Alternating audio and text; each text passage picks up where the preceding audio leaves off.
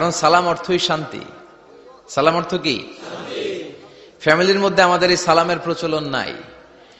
বিশ্বনবী সাল্লাল্লাহু আলাইহি ওয়াসাল্লাম স্ত্রীদেরকে আগে সালাম দিতেন, সাহাবাদেরকে আগে সালাম দিতেন। মা আয়েশা বলেন, এত বছর বিশ্বনবী সংসার করলাম, একদিনও আগে সালাম দিতে পারি নাই। সবসময় বিশ্বনবী আমাকে আগে সালাম দিয়ে দিতেন। তো সাইয়েদনা আদমকে সৃষ্টি করার পরে আল্লাহ বললেন, আদম সাল্লিম আলা উলাইকান নাফার, বুখারীর বর্ণনা, ফেরেশতাদের এই দলটাকে তুমি সালাম দাও। সাইয়েদনা আদম আলাইহিস সালাম অহংকার করেন নাই। তিনি বলেন নাই যে কেন দিব, ফেরেশতারে বলেন না আমারে দিতে, এটা বলছে না, উনি সালাম দিলেন। ফলে উনার অন্তর থেকে অহংকার মুক্ত করে দিল কে?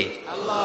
বিশ্বনবী বলেছেন, আল বাদিউ বিস সালামি বারিউম মিনাল কিবর, আগে আগে যে সালাম দিয়ে দেয় আল্লাহ তার অন্তর থেকে অহংকার তুলে নেয়। মান কানা ফি কলবিহি হাববাতু খারদাল মিনাল কিবর লা ইয়াদখুলুল জান্নাতা আবাদা, যার অন্তরে যাররা পরিমাণ অহংকারের ছিটে ফোঁটা থাকে সে আল্লাহর জান্নাতে ঢুকতে পারবে না। আল্লাহর জান্নাতে ঢুকবে বিনয়ীরা। কারা?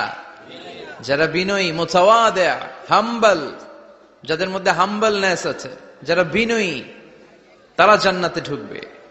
তো সাইয়েদনা আদম আলাইহিস সালাম বিনয়ের পরিচয় দিলেন, কিন্তু শয়তানকে আল্লাহ বললেন উসজুদু, শয়তানকে বললেন শয়তান সেজদা দাও। ফেরেশতাদেরকে যখন অর্ডার করেছে সেজদা দাও, শয়তান বলল আল্লাহ আমি সেজদা দিব না, অহংকার করলো, সে নিজে নিজে উপরে উঠতে চাইলো। সে বলল খালাকতানি